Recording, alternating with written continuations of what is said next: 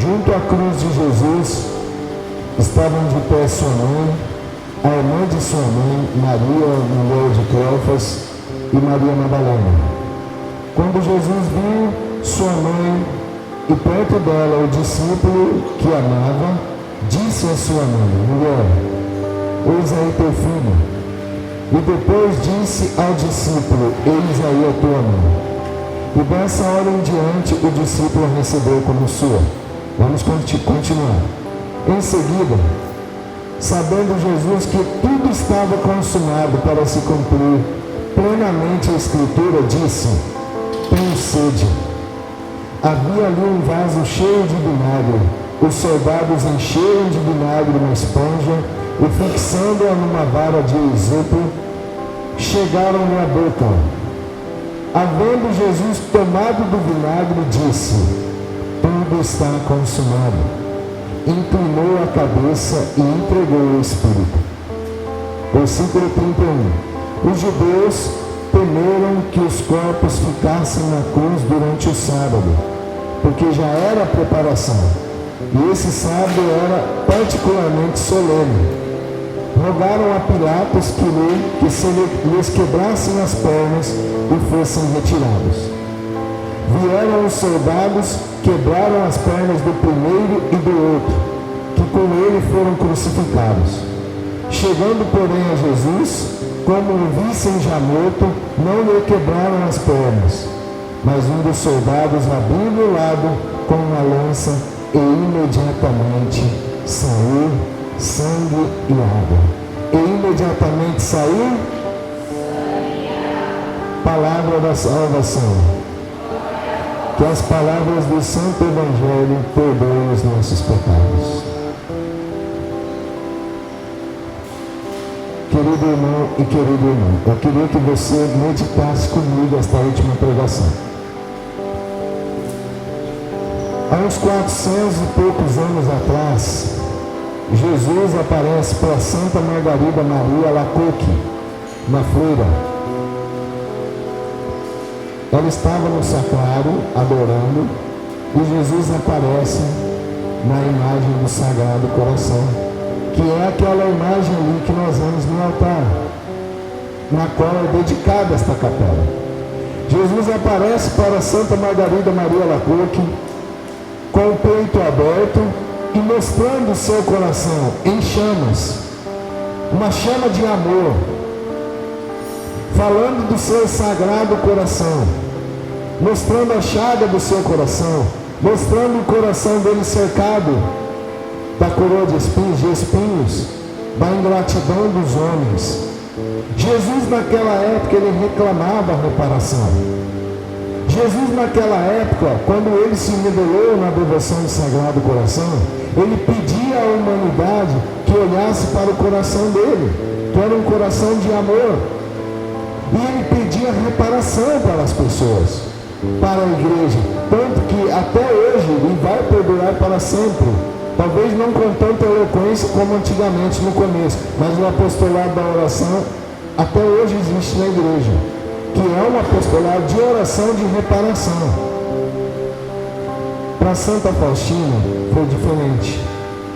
Ele aparece também para Santa Faustina e a gente não vê mais o coração. Ele aparece de túnica branca, que eu vou explicar todo o mistério da imagem. Ele aparece com a túnica branca, não se vê o coração. A única coisa que sai do peito dele são os raios vermelhos e brancos, pálidos. O raio vermelho significa sangue e o raio pálido significa água. Ou seja, antes dele entregar o Espírito, não tinha mais nada para sair do corpo de Jesus. O corpo dele já tinha sido dilacerado. Ele já tinha suado sangue, ele já tinha sido flagelado. Não tinha mais nada no corpo dele para ele doar por amor a mim e a você. Ele já estava esgotado. Tanto que a palavra que nós acabamos de ler mostra que os soldados precisavam ser mortos, porque já estava vindo a preparação para a Páscoa e não podia, eles precisavam ser mortos, tirados da cruz, porque a solenidade da Páscoa dos judeus já estava por vir. Então por que eles quebravam os joelhos do crucificado? Porque o crucificado era crucificado mediante talvez uma flagelação, mediante alguma tortura que não levava à morte. Os dois ladrões que estavam com Jesus, com certeza talvez sofreram o flagelo, a flagelação das 39 chibatadas. Não leva ninguém à morte. Então eles quebram os joelhos para que a pessoa que está crucificada perde o apoio da perna e ele fica pendurado só com os braços.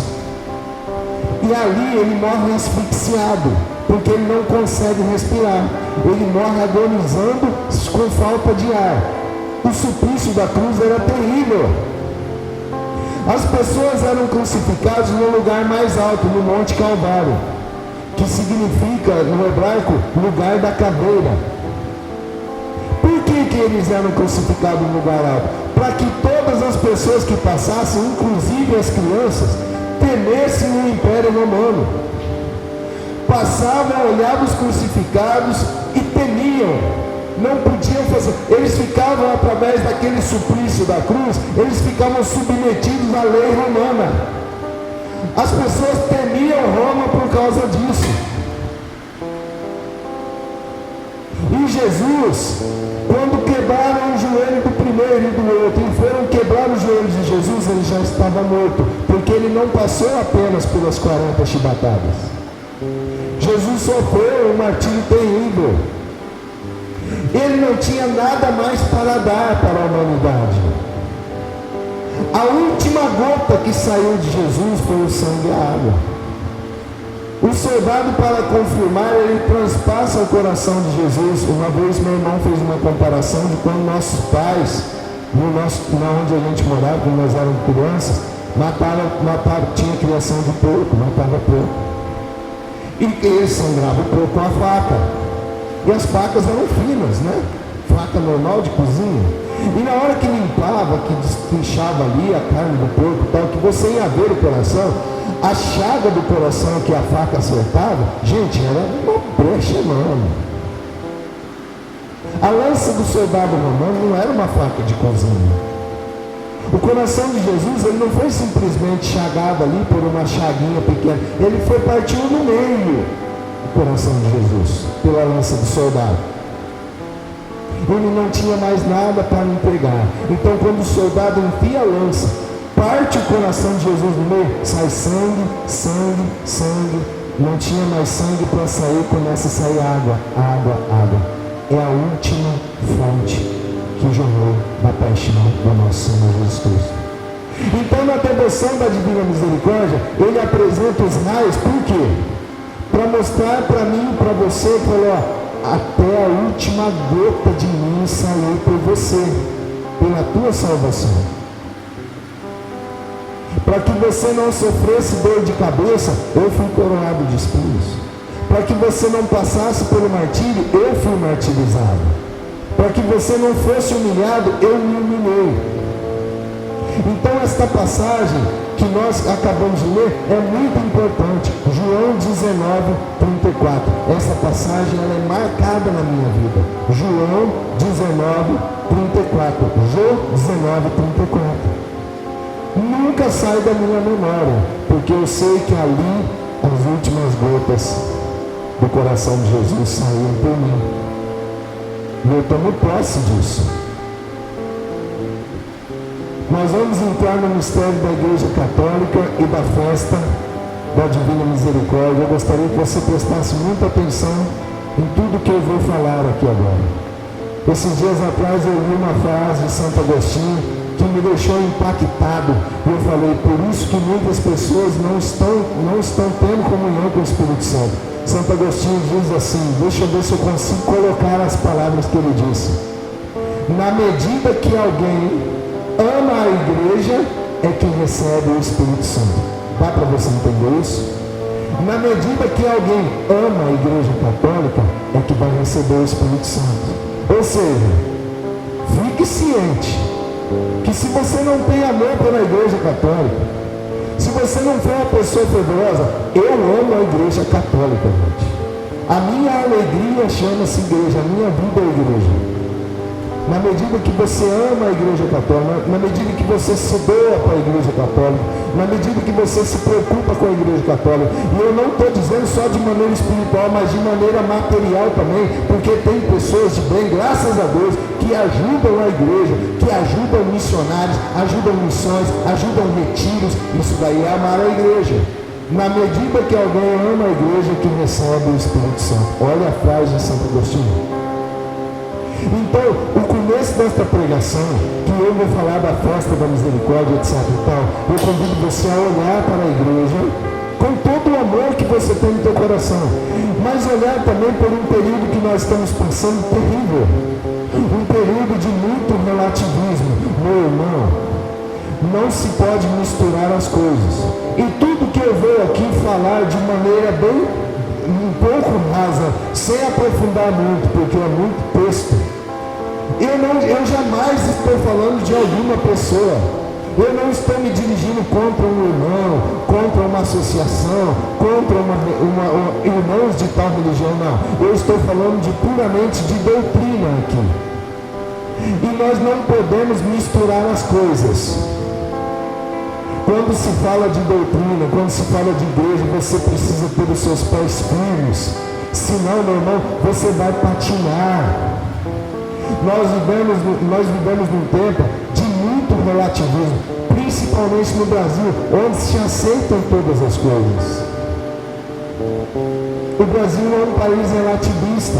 O que é relativismo? Você catar todo e qualquer tipo de religião, colocar no liquidificador, bater e falar, não, isso aqui tudo está tudo muito bom, vamos tomar. Não é assim que funciona. Você precisa saber dividir as coisas. E jamais esquecer no fundamento da fundação da nossa igreja, onde Jesus Cristo fica a olhar em Pedro e nos discípulos e fala, por aí quem dizem que eu sou? Senhor, uns falam que é Elias, outros falam que é João Batista. E para vocês, quem sou eu? E Pedro, já na unção, na escolha que Deus faz dele, fala para Jesus, tu és o Cristo, Filho de Deus vivo. E Jesus, meu irmão, eu fico até imaginando a cena. Ele fitou a olhar no olhar de Pedro. O coração de Jesus se enche de amor por Pedro. Porque Pedro ali declara uma verdade de fé. Pedro ali, ele rompe com o judaísmo. Pedro rompe com a lei de Moisés. Pedro rompe com os ídolos. Pedro rompe com tudo que era pregado naquele tempo e declara, tu és o Cristo, o Filho do Deus vivo. Aquilo, meu irmão, encheu o coração de Jesus por amor a Pedro, meu irmão. E ele fala, Pedro, não foi a carne e nem o sangue que revelou isso para você, mas foi o meu Pai que está no céu. Pedro deve ter ficado louco na hora que ele escutou isso. E eu te declaro, tu és Pedro, e sobre esta pedra, o Senhor do céu e da terra, te declaro, tu és Pedro, e sobre esta pedra edificarei a minha igreja. O que eu quero dizer com tudo isso? Eu quero dizer que o católico, ele não pode misturar as coisas. Eu quero dizer que o católico, ele não pode misturar com outra religião. E volto a falar aquilo que eu falei no começo.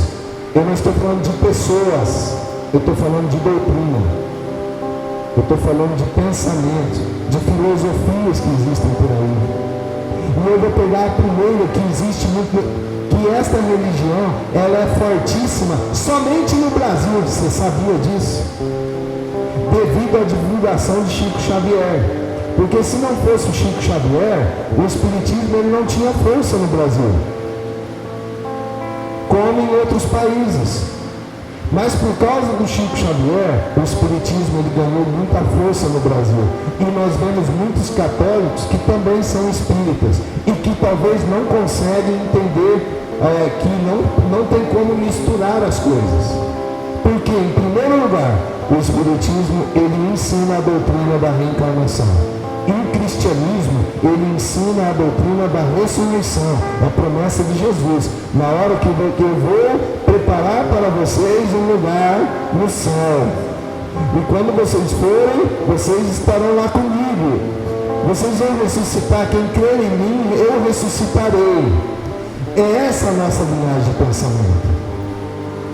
Que o Espiritismo prega totalmente ao contrário. Só que, por falta da pregação, por falta de ensino, quantas pessoas que são espíritas e comungam? Quantas pessoas que são espíritas e batizam na igreja?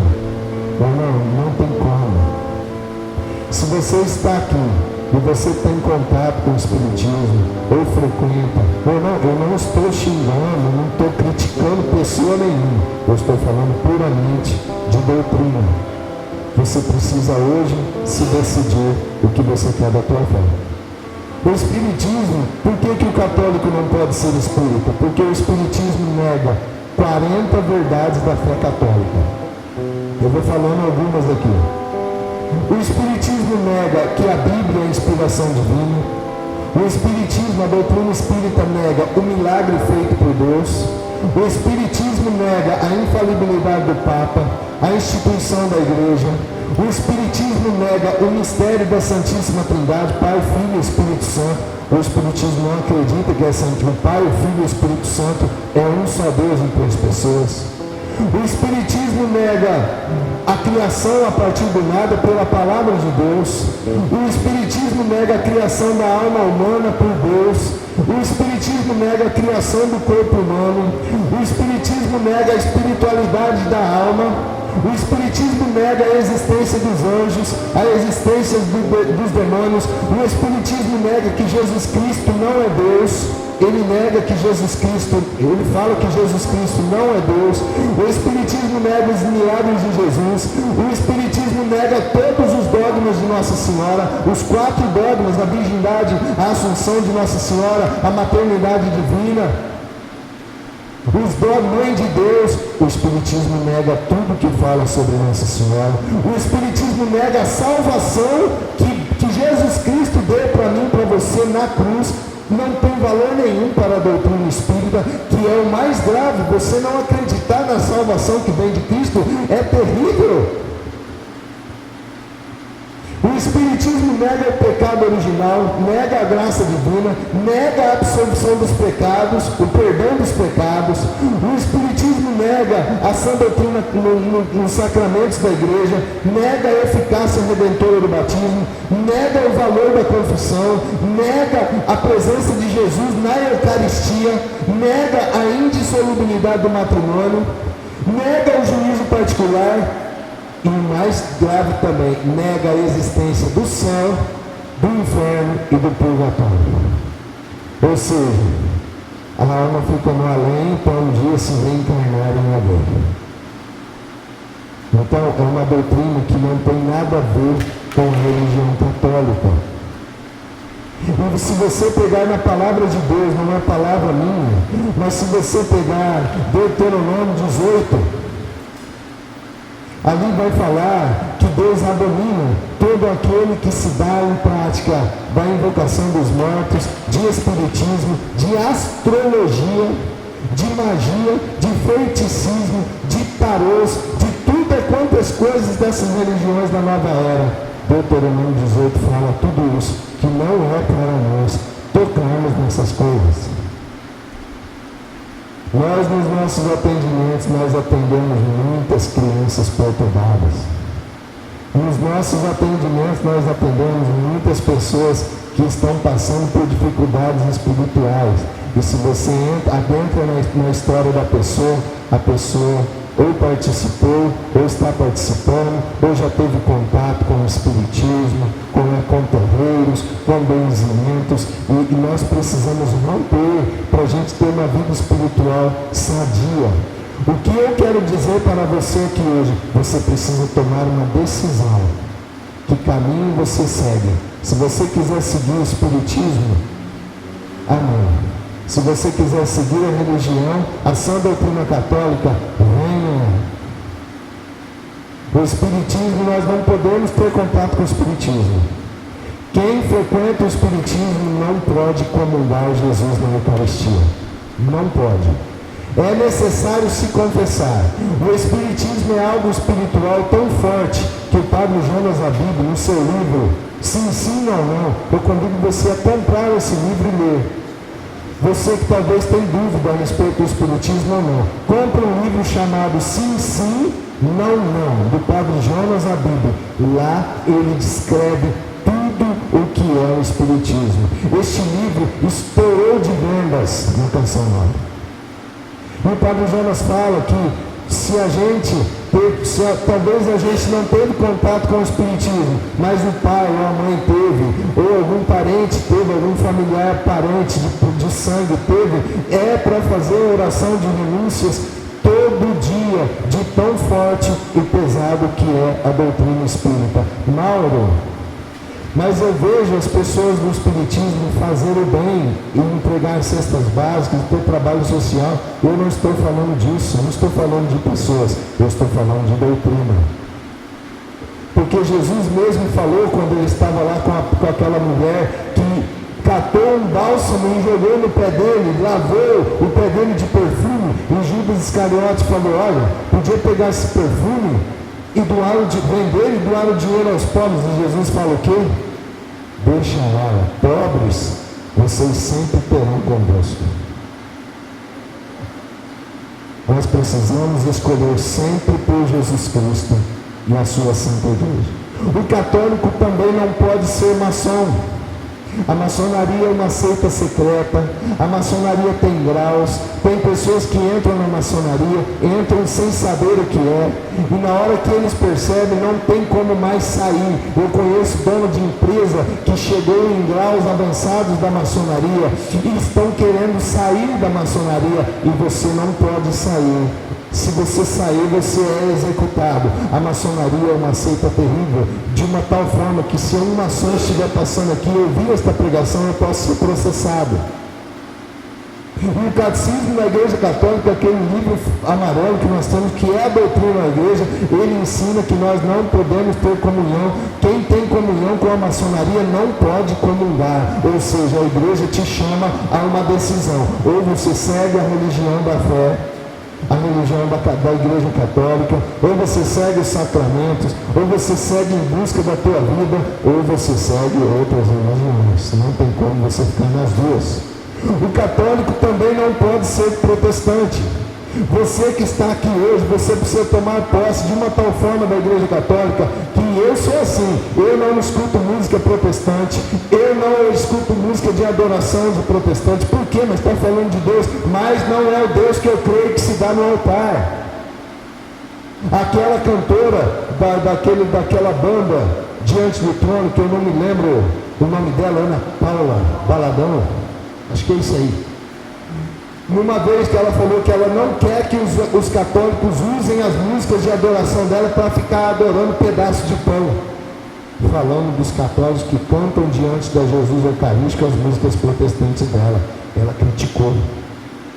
Nós precisamos romper com pregações protestantes, nós precisamos romper com pastor protestante, nós precisamos romper com toda. Tem santo da igreja que fala que quando a gente passar em frente de uma igreja protestante é para fazer o sinal da cruz, mas não de respeito, como nós fazemos na igreja católica, mas um sinal de proteção, até de repugnância. A igreja protestante, eu tenho essa visão, é a mesma coisa que a tentação de Jesus no deserto, que o demônio usava da palavra de Deus para enganar Jesus. Olha, está escrito: pula daqui de cima, porque ele enviará os teus anjos para te proteger os teus pés de alguma queda. Jesus também usava da palavra de Deus, falava: está escrito também, não tentarás o Senhor teu Deus. O demônio usava da palavra de Deus para enganar o próprio Jesus. Como que ninguém vai usar da palavra de Deus para enganar você? E quando você começa a frequentar uma igreja protestante e a gente ouve aquela frase daqueles católicos que, meu Deus do céu, que quando sai da igreja católica entra numa igreja protestante e ainda tem coragem de falar: hoje eu encontrei Jesus. Mentira! Você não buscou Jesus na tua igreja.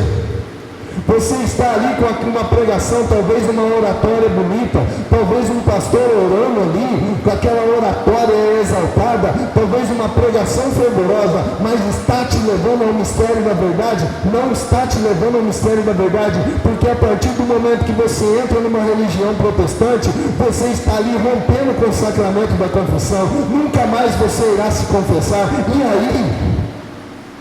Só disso daí eu já não precisava mais falar nada do protestantismo. Quando você assume uma religião protestante, você está rompendo com o rosário, você está rompendo com a devoção à Divina Misericórdia, você está rompendo com a oração angélica, que São Luís vai falar que é um orvalho que cai do céu, a oração da Ave Maria. Você está rompendo com a devoção à Nossa Senhora, você está rompendo com toda a fé católica. É a mesma coisa que você caminhar a vida inteira juntando tesouros dentro de uma caixa, e de repente você cata aquele monte de tesouro, joga tudo fora e pega um lixo e coloca dentro daquela caixa.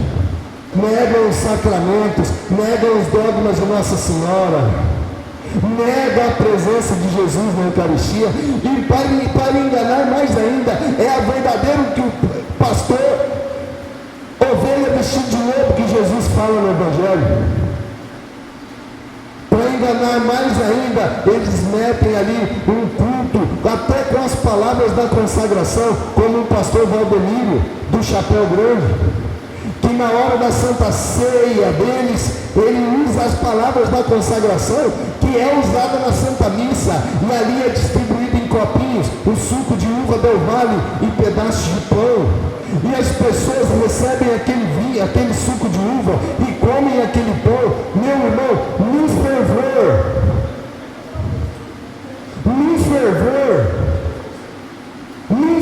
que as câmaras passam, olhando para cada um ali, tomando aquele suco, comendo aquele pão, sendo enganados, mas com fervor, ou seja, são vítimas da mentira.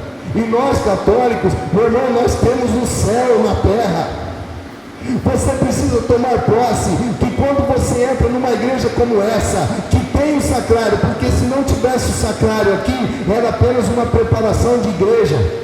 Esse local seria um local que poderia fazer aqui, talvez até um jantar, mas tem o sacrário ali.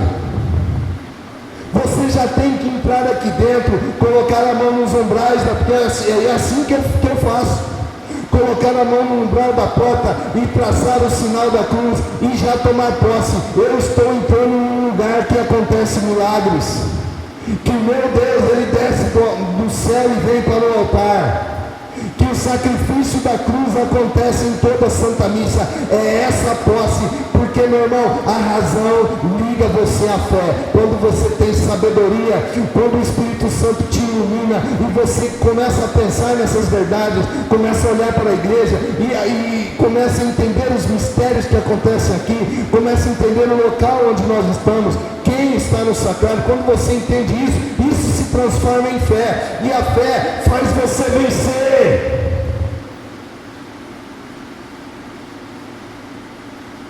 E você se torna uma pessoa imbatível. Pode olhar para quem está do seu lado e fala: se você tomar posse da igreja, você será imbatível. Fala para ele aí.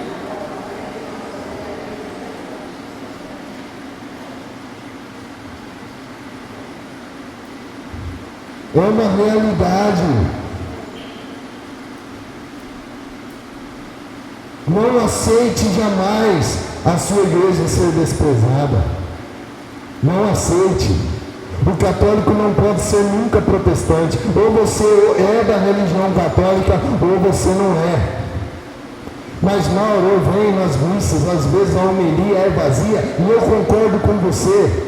Mauro, às vezes eu frequento as coisas da igreja, eu não vejo unção, eu concordo com você. E eu trago à tona novamente a frase de Santo Agostinho: é na medida que alguém ama a igreja que recebe o Espírito Santo. Hoje nós não vemos pessoas amantes da igreja.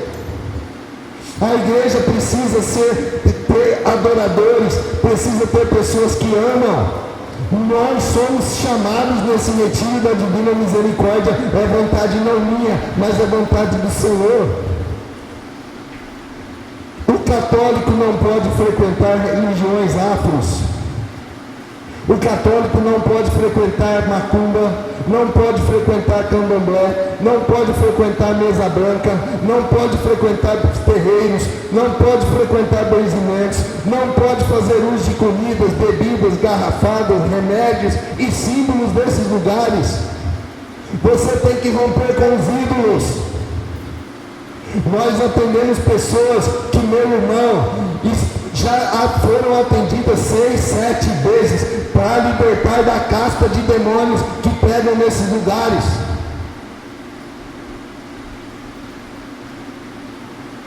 E a cura só vem quando volta para a igreja. Não adianta teimar. Você pode rodar o mundo inteiro, você pode ir na Ilha de Páscoa, você pode ir na Torre Eiffel, você pode subir a montanha mais alta, você pode ir no Templo de Salomão do Edir Macedo. Você não vai ser curado.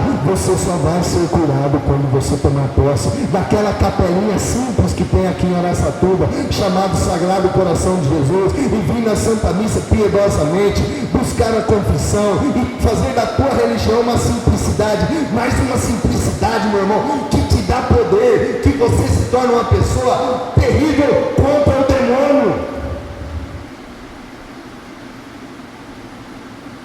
Nós somos chamados a isso. Romper com os ídolos. Eu não ia falar isso, mas eu vou falar. Teve um tempo na minha vida, no começo da minha caminhada, que toda quarta-feira que eu dedicava a Nossa Senhora do Carmo, eu saía 4 horas do prédio que eu trabalhava. Trabalhava numa portaria, entrava às 6 e saía às 4. Então eu tinha tempo à tarde. E eu rezava o meu rosário, porque eu rezo o rosário não é 1 ano, 2 não. É 10, 15 anos de rosário. E Nossa Senhora falava no meu coração: vai no cemitério. O que tiver de ídolo lá, quebra tudo. E eu chegava no cruzeiro de cemitério, tinha Iemanjá, eu quebrava. Tinha Preto Velho, eu quebrava. Tinha Zé Pilintra, eu chutava e quebrava. Tinha Índio Sete Flechas, quebrava também. Tinha bunda, uma vez eu dei um bicudo no Buda, que eu quase quebrei o pé. Eu falei: Buda, você tá desgraçado, hein? Falei: filho de uma mãe de um Buda, rapaz. Eram os coveiros, davam uma disfarçada ali, o ídolo ia pro chão. Eu quebrava mesmo, eu tinha raiva. Porque na minha casa, minha mãe já foi invocado espíritos guias dentro da minha casa. Minha mãe, coitada, não tinha muito discernimento. Ela recebia benzedeiras, recebia pessoas de fora que invocavam guias ali, e ali dava direção para a minha família. Meu pai era um homem de bem, meu pai tinha mercearia.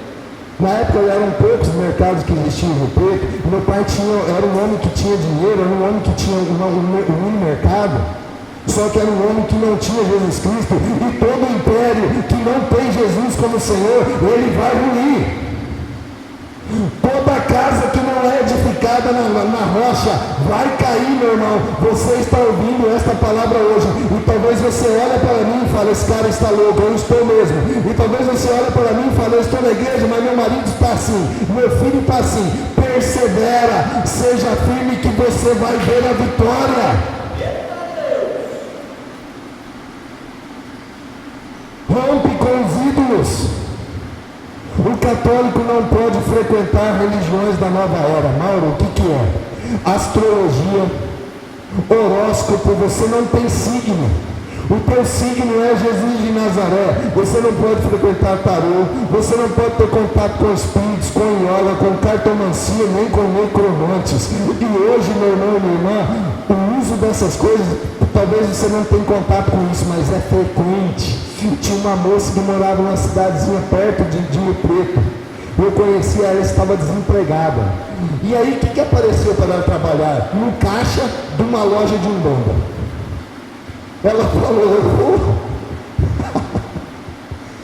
e ela começou a trabalhar no caixa da loja de Umbanda. Eu falava: irmão, ela saiu dali. Eu falei: eu rompi, não dá para ficar ali.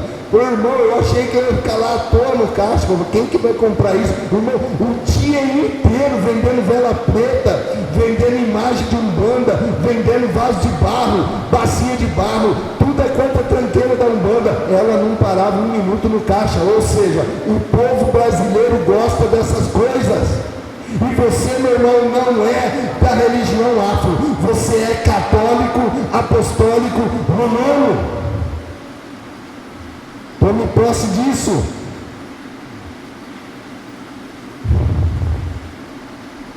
Tome posse dos valores católicos.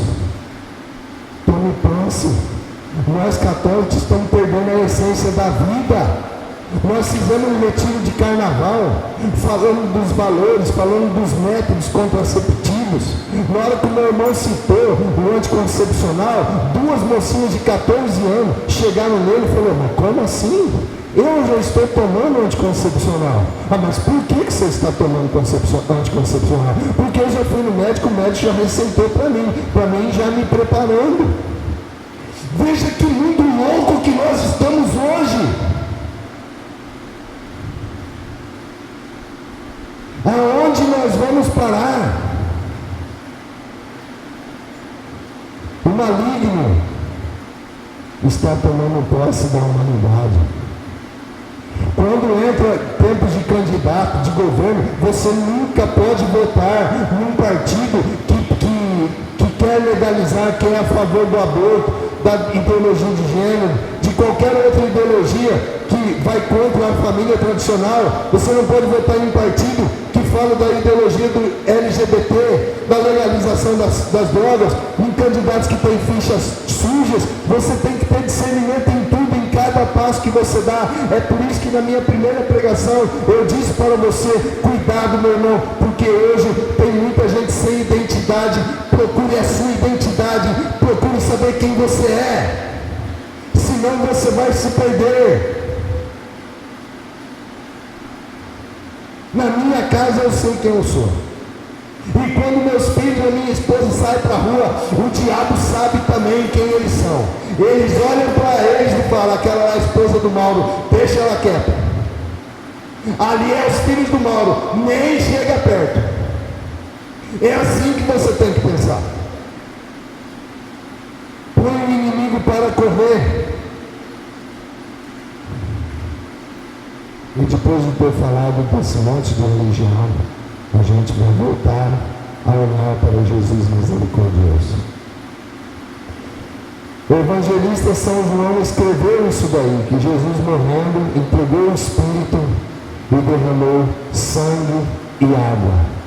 No contexto desse quarto evangelho, o evangelho de São João, meus irmãos, é o evangelho mais místico que tem dos quatro.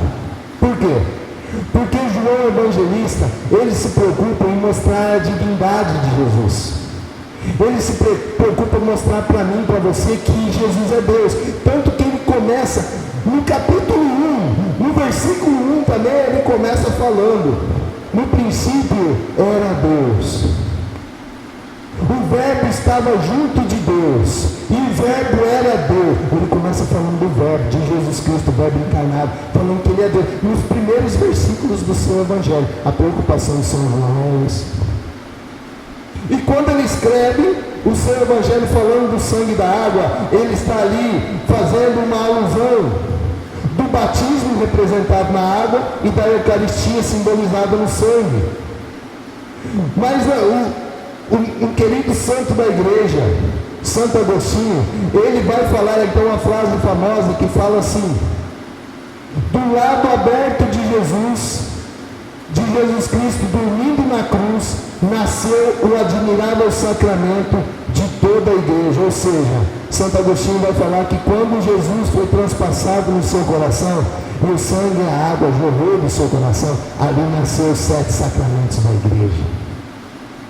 Gente, que coisa tremenda isso.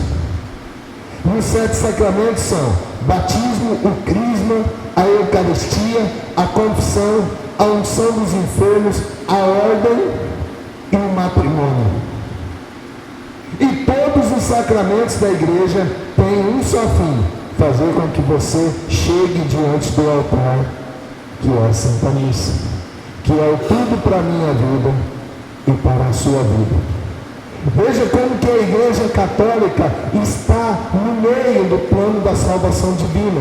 O Catecismo da Igreja, se eu não me engano, no parágrafo 875, eu não tenho tanta certeza do parágrafo, mas fala que A Igreja Católica é a porta de salvação que todo homem deve passar, entrar para ser salvo.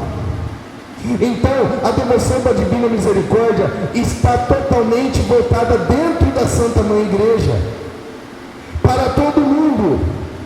Jesus revela essa devoção dentro da igreja, e da igreja ela explode para o mundo, para que todas as pessoas conheçam essa devoção e se acheguem à Divina Misericórdia. E aí Jesus ele vai falar assim, no parágrafo 17:32, ele vai falar de um Papa. Santa Faustina estava rezando pelo seu país, que é a Polônia, e ela ouviu Jesus falar para ela: eu amo a Polônia, e de maneira especial, e se ela for obediente à minha vontade, eu a elevarei em poder e santidade. E da Polônia sairá a centelha que preparará o mundo para a minha vinda derradeira. O Monsenhor Jonas Abib da Canção Nova, quantas pregações que ele fez em cima deste parágrafo 17:32 do Diário de Santo Faustino, dizendo que esta centelha que Jesus fala, que prepararia o mundo para a sua segunda vinda derradeira, era o Papa João Paulo II. E realmente isto foi confirmado. No dia 27 de abril de 2014, no domingo da Divina Misericórdia, né, que São João Paulo II canonizou Santa Faustina, beatificou e canonizou Santa Faustina no ano 2000. E ele foi canonizado nesta data que eu falei. São João Paulo II, ele é a centelha que prepararia o mundo para a segunda volta do nosso Senhor Jesus Cristo. De que maneira? Como? Foi através deste Papa que o Diário de Santa Faustina foi levantado novamente, porque até então ele era proibido pela própria igreja. Mas por que ele era proibido? Porque se você ler o Diário de Santa Faustina, você vai se deparar com uma misericórdia de Deus que até nós duvidamos. Como pode ser tão misericordioso assim?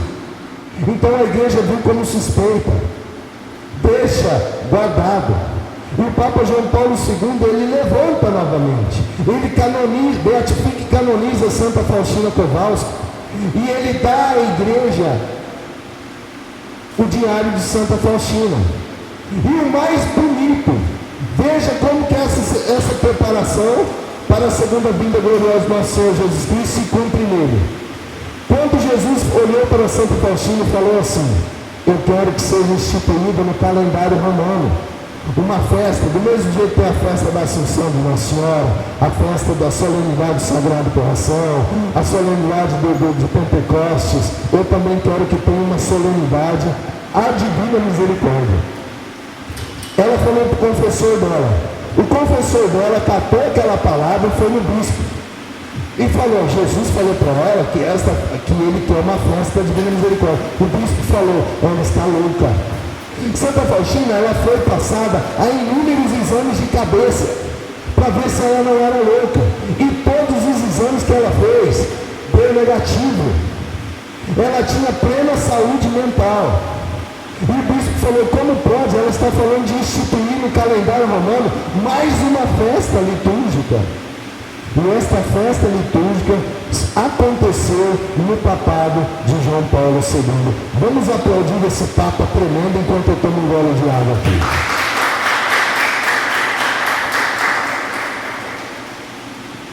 Meu Deus, que água ruim. Tá a mesma coisa que uma soda. Aleluia. A imagem de Jesus misericordioso fita os olhos neste quadro. Você que está aí.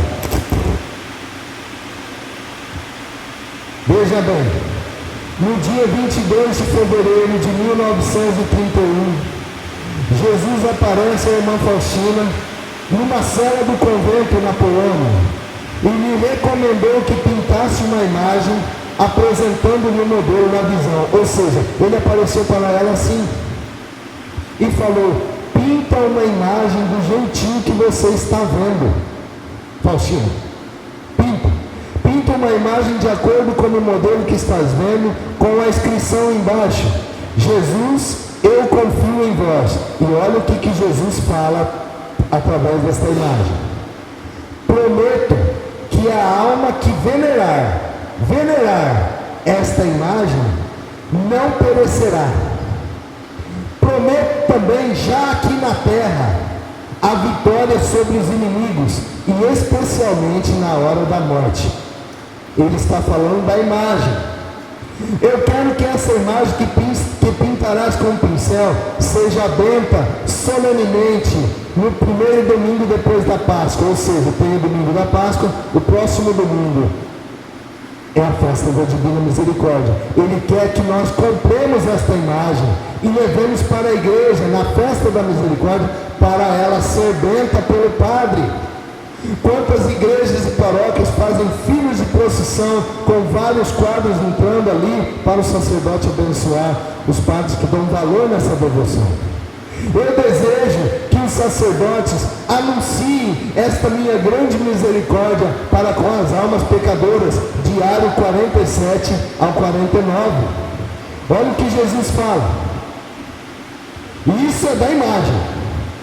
Ofereço aos homens com o qual ofereço aos homens um vaso, com o qual devem vir buscar graças na fonte da misericórdia. Este vaso é a imagem com a inscrição: Jesus, eu confio em vós. Diário 327.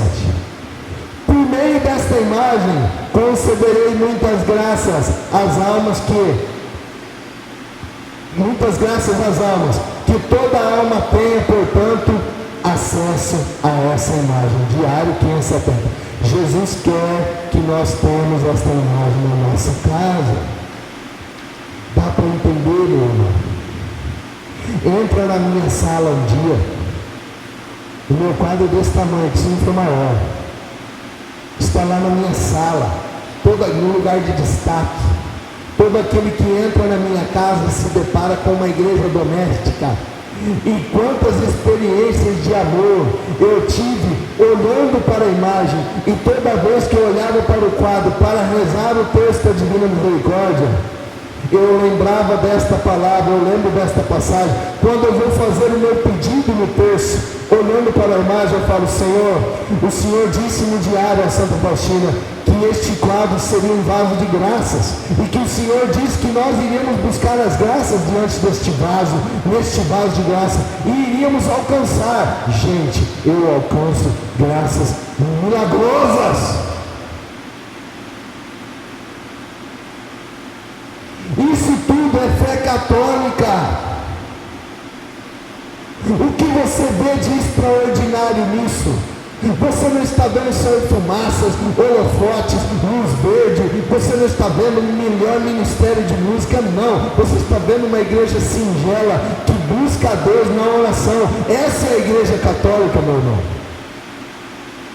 E você é convidado nesta quaresma. Eu quero dar uma penitência a você, de exemplo. Se você quiser fazer uma boa obra nesta quaresma, para você e para a sua família, vá a uma loja religiosa, compre um quadro da Divina Misericórdia. No segundo domingo da Páscoa, traga a igreja, fala: Padre, abençoa para mim, e coloque na sua sala, e ali será o seu cantinho de oração. Ali você vai rezar o seu texto da Divina Misericórdia.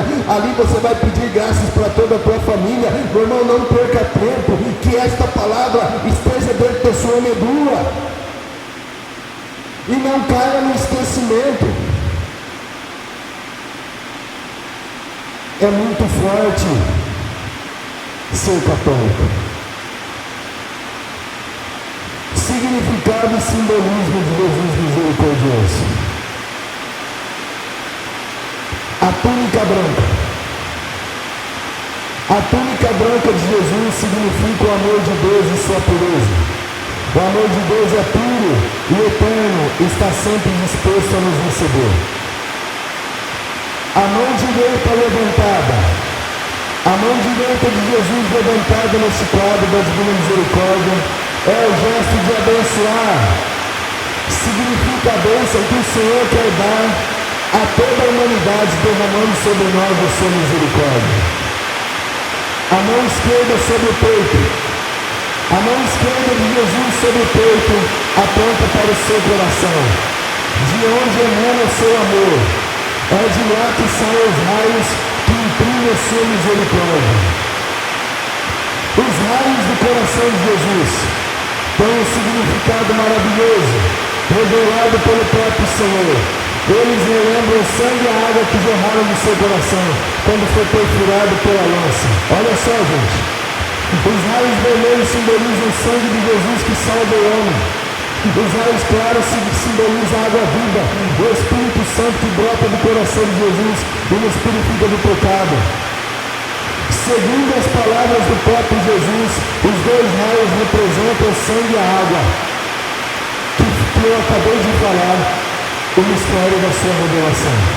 Está aí esta imagem que você tem que ter na tua casa. Quantas pessoas que não podem rezar o terço 3 horas da tarde e rezam 3 horas da manhã? Quantas mulheres que eu conheço que há anos acordam 3 horas da manhã para rezar o terço da misericórdia? E quantos milagres acontecem em suas famílias? É o mistério da oração. A inscrição, Jesus, eu confio em vós. É uma ejaculatória, ou seja, uma pequena oração que deve ser repetida com frequência, com fé e devoção. Foi Jesus que pediu. O olhar de Jesus, o olhar de Jesus misericordioso nesta imagem tem um significado maravilhoso. Ele mesmo disse: meu olhar nesta imagem é o mesmo que eu tinha na cruz. Diário de Santa Faustina, 326. É algo que foi revelado pelo Senhor. Não é algo revelado pela sabedoria humana. Não foi criado pelo homem. Foi dito pelo próprio Senhor. Nós precisamos abraçar com todo o nosso carinho. Precisamos acolher isto. E a festa da Divina Misericórdia, que é? A gente celebra o domingo da Páscoa. O próximo domingo é a festa da misericórdia. Jesus quer que esta festa seja celebrada na igreja, gente.